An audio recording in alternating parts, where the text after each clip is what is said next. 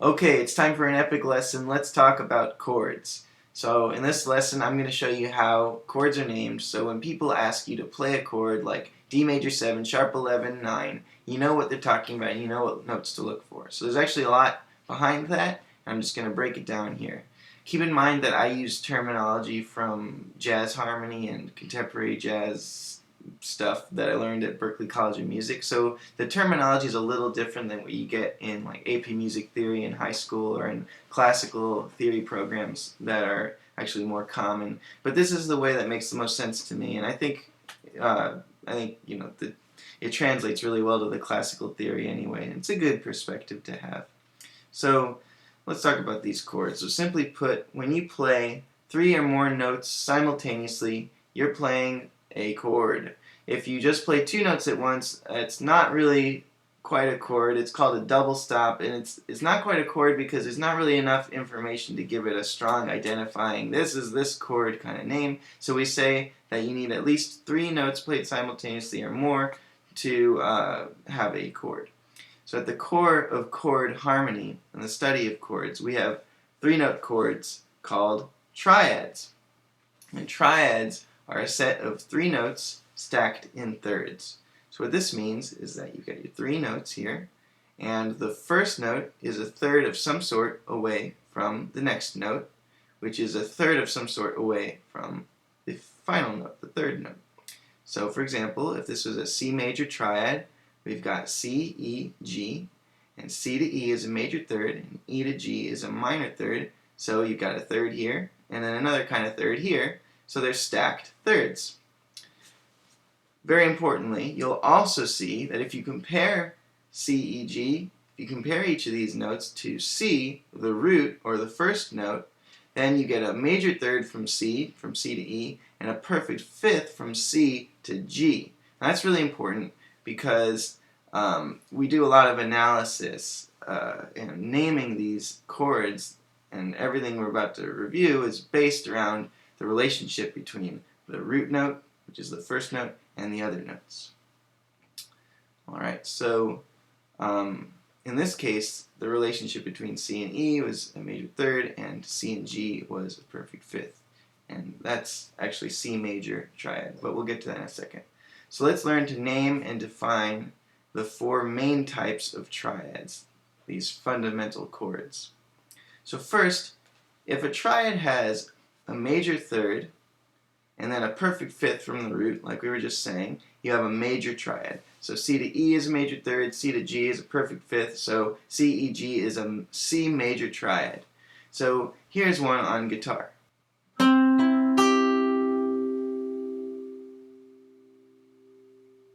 If a triad has a minor third and a perfect fifth, then it's called a minor triad. So C to E flat is a minor third, and then C to G is a perfect fifth. So C, E flat, G is a C minor triad. And now here's a C minor triad on guitar. And you'll notice that E, which is on our 9th fret G string, is now E flat, is flattened down to the 8th fret G string. So check it out.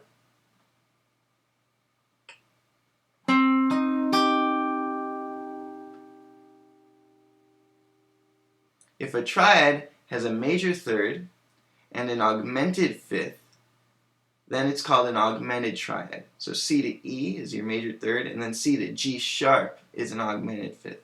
C, E, G sharp is called C augmented.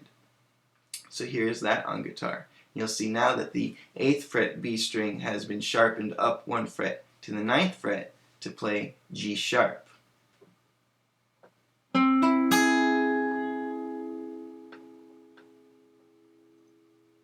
Finally, if a triad has a minor third from the root and a diminished fifth from the root, it's called a diminished triad. So C to E flat, there's your minor third, and C to G flat, that's a diminished fifth. So C, E flat, G flat is a C diminished triad.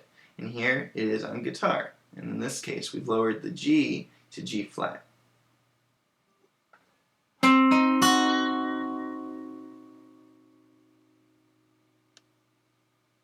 These four triad types are the most commonly used and really set the foundation for our harmony studies. So it's time for a quiz because I got to make sure you know the different types of triads. So, what type of triad is DFA? If you add the notes DFA, what kind of triad would that be?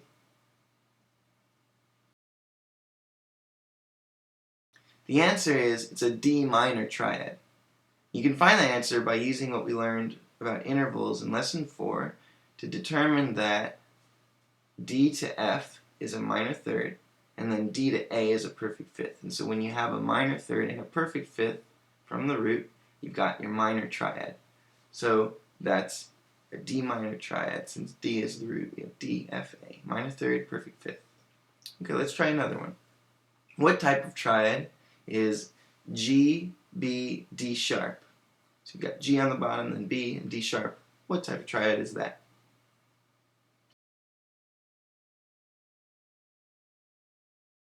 So G, B, D sharp is an augmented triad because G to B is a major third, and then G to D sharp is an augmented fifth. So when you've got a major third and augmented fifth, that's an augmented triad. So to really help this stuff sink in, let's do an exercise before we move on to the next steps. What we're going to do is find all of the triads within a major key and then name each one. So let's start out with an easy one together by looking at the key of C major. To find the triads in the key of C, first let's write out our C major scale. So here it is, we got C, D, E, F, G, A, B. Now since triads are stacked thirds, we can just make each note in the scale the root of a triad. So first C is the root, then D is the root, etc. And then we'll stack thirds on top of it. So for C, we'll get C, E, G, because we go really every other note in the scale because we're doing thirds. So C is 1, D is 2, E is 3, so C to E, that's a third, then E, 1, F. G is 3, so C, E, G, C to E is a third, E to G is a third, so we got our stacked thirds. Then let's do it for D. So D, we can go D, F, A, because D to F is a third and F to A is a third. Now, for E as our new root, E as our root, we go E to G, that's a third, and G to B, so E, G, B. Then for F, we have F to A, then A to C, so stacked as thirds, we get F, A, C. Now, with G as our root, we take G, B, D. For A as our root, we've got A, C, E. And finally, for B as our root, we have B, D, F, because B to D is a third of some sort, and D to F is a third of some sort. And then, so here you see all of the triads in the key of C. So now let's name them. So CEG is a C major triad because it has C to E, which is a major third, and then C to G, which is a perfect fifth. DFA is a minor triad because D to F is a minor third, and then D to A is a perfect fifth. You can really see how learning your intervals well helps this all make sense. EGB is an E minor triad because E to G is a minor third, and then E to B is a perfect fifth. FAC is an F major triad because F to A is a major third, and F to C is a perfect fifth. And we got GBD, which is a G major triad because G to B is a major third and G to D is a perfect fifth. And we have ACE, which is a minor triad because A to C is a minor third and A to E is a perfect fifth. And then finally, BDF is a B diminished triad because B to D is a minor third and B to F is a diminished fifth. And we said that a diminished triad is when you have a minor third and a diminished fifth. And that's what we got there, BDF. So the triads in C major are C major, D minor, E minor, F major, G major, A minor, and B diminished. So we did that together, and I probably moved a little faster than you'd feel comfortable if you haven't got all the intervals super solid yet. So I want to give you a chance to do it on your own, and I just want to see if you can tell me what are the triads in the key of D major. So pause the video, take your time, stack each note in the D major scale up in thirds, just like we did for C, and then name each triad that you get as a result and see if you can get all 7 of the triads. I'll tell you the answers in a bit.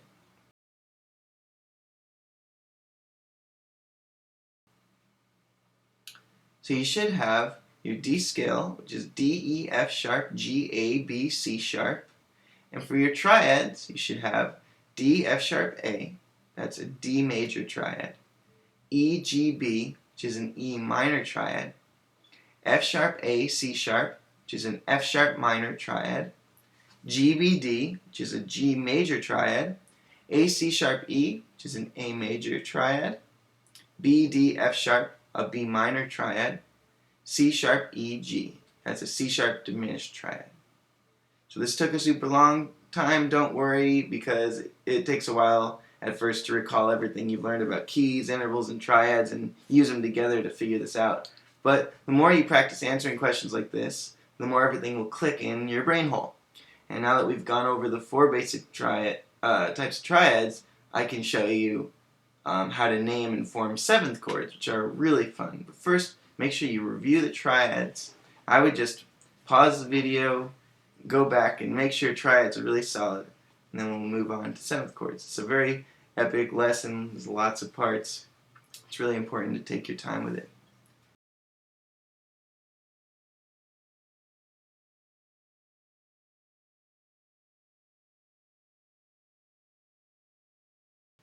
Alright, so far our triads have had a 3rd and then a 5th from the root.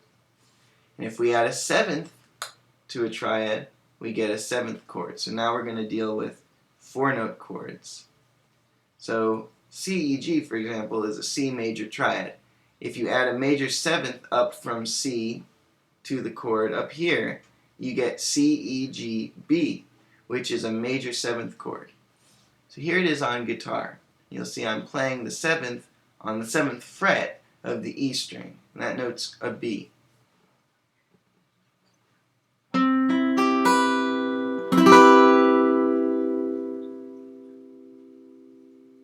If you have a major triad and you add a minor 7th from the root, then you have what's called a 7th chord, or a dominant 7th chord.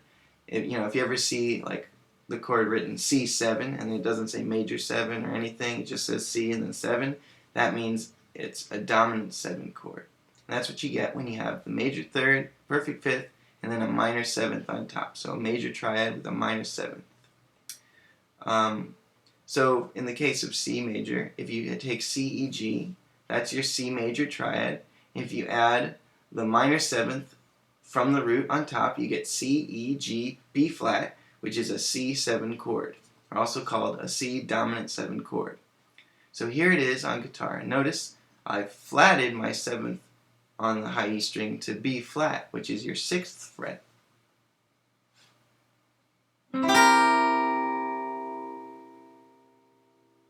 If you have a minor triad and you add a minor 7th from the root, then you have a minor 7 chord. So C, E flat, G, there's your C minor triad. If I add a minor 7th from C, the root, which is B flat, you get C, E flat, G, B flat. And that's a C minor 7 chord. So here it is on guitar. And this time I flatted the 3rd, which I was playing on my 9th fret G string, but now I'm playing it on the 8th fret G string.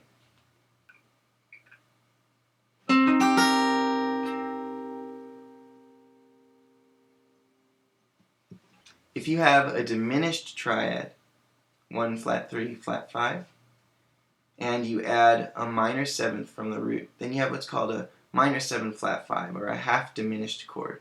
So C, E flat, G flat is your C diminished triad. If you add a minor 7th from the root, you get C, E flat, G flat, B flat, which is a C minor 7 flat 5, or also known as a C half diminished chord. Here it is on guitar.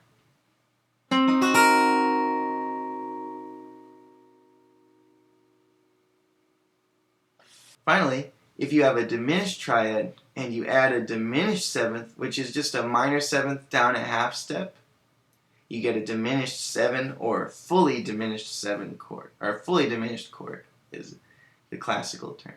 So C, E flat, G flat, there's your diminished triad. If you add your diminished seventh, which is like your minor 7 but flatted one more time, then you get C, E flat, G flat, and then B double flat.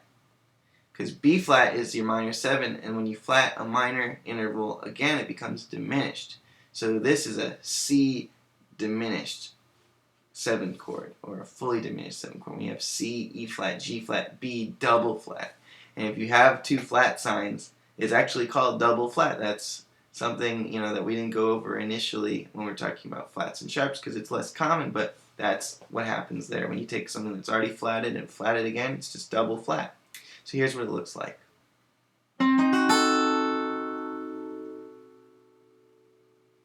So the 5 basic 7th chords are your major 7, your dominant 7, your minor 7 flat 5, or half diminished, and then your diminished 7, or fully diminished.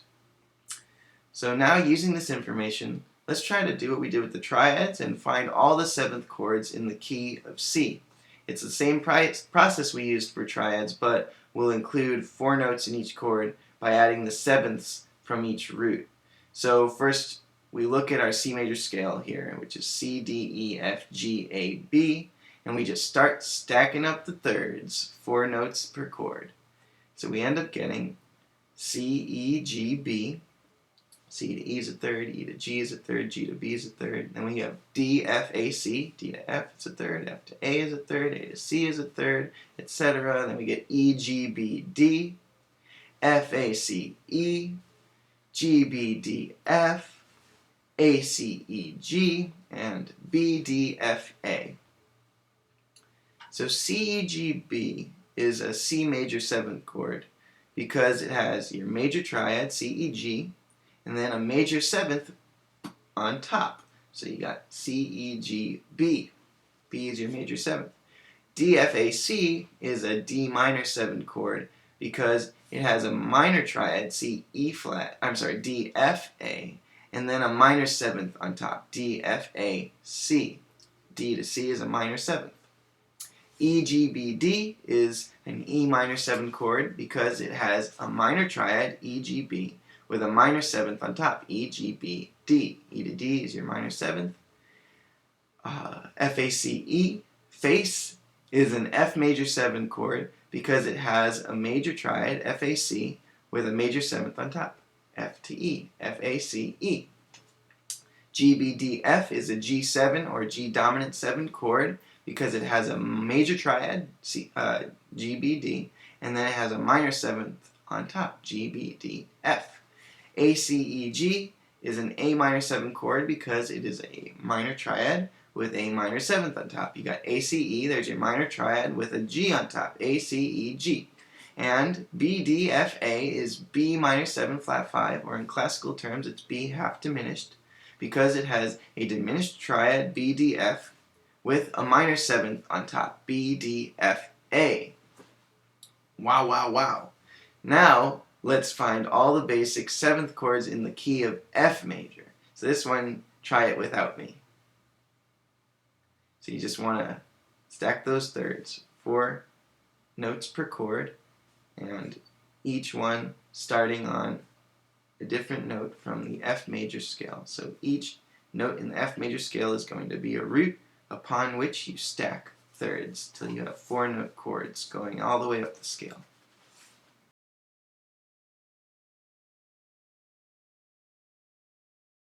Alright, so you should have gotten F, G, A, B flat, C, D, E for your F major scale. And then for your 7th chords, you should have F, A, C, E, and that's an F major 7. You should have G, B flat, D, F, that's a G minor 7. You have A, C, E, G, an A minor 7. B flat, D, F, A, B flat major 7. C, E, G, B flat, that's a C7. D, F, A, C, there's a D minor 7. And E, G, B flat, D, an E minor 7 flat 5. So one thing to note that you may have already realized is that the sequence of triads and 7th chords in a major key is the same in all major keys. So in other words, the triads always appear in this order. The first triad is major, then there's two minors, so it's major, minor, minor. Then there's two majors, major, major. And then the sixth chord is a minor chord, and the seventh chord is a diminished chord. That's for the triads. And to me, the triads kind of look like this messed up sandwich where you have weird looking bread, but bear with me here. It's a messed up sandwich where you have a major bread slice on the bottom. So it starts with number 1 is major. Then you have two little minor patties. Then two major veggies. And then a minor bread slice, which is different from the bottom one, so it's not really a perfect sandwich, but it's sandwich-like. And then a little olive on top, which is diminished. You might think I'm crazy, and this whole sandwich analogy might not work for you, but it seems to miraculously make sense to all of my students that I've shown it to. So I thought I had to put it in this video. Here's a nice graphic of the sequence of triads in a major key displayed in sandwich form. So every major key is going to have the first chord is major, so in the key of C we had C major. Second and third chord are both minors, D minor, E minor. Fourth and fifth chord are both majors, F major, G major. The sixth chord is minor, there's your top piece of bread, that's going to be 6 minor is A minor in the key of C. And then you got your little olive, which is your diminished chord. Your seventh chord is diminished, and that in the key of C is B diminished. So yeah, it's a weird sandwich because the bottom bread and the top bread don't exactly match, but it's still a useful image for your brain, especially if you love sandwiches as much as I do. The seventh chords don't really form as pretty of a diagram with the sandwiches, but it's still important to learn. In the major keys, they always appear in the following order. The first chord is a major 7, then you have 2 minor 7 chords, so 2 minor 7, then 3 minor 7. And then the fourth chord is a major 7, and the fifth chord is dominant 7. The sixth chord is minor 7, and the seventh chord is minor 7 flat 5. So it goes major 7, then 2 minor 7s, then another major 7, then a dominant 7, another minor 7, and then minor 7 flat 5. That's always the order. So no matter what key you're in, the first chord is major 7, second chord is minor 7, third is minor 7, fourth is major 7, fifth is dominant 7, sixth is minor 7, seventh is minor 7 flat 5. It's always going to be in that order, and you can just plug the scale tones into each chord as the root. Like in D, you could go D major 7, E minor 7, F sharp minor 7, G major 7, A 7, B minor 7, and then C sharp minor 7 flat 5. You can just plug in each scale tone, and they're always that way. So there's a ton of info there for you, and this is another point where I recommend you pause. Make sure you got your seventh chords together, make sure you got your triads, make sure this is all making sense, because we're about to mess things up.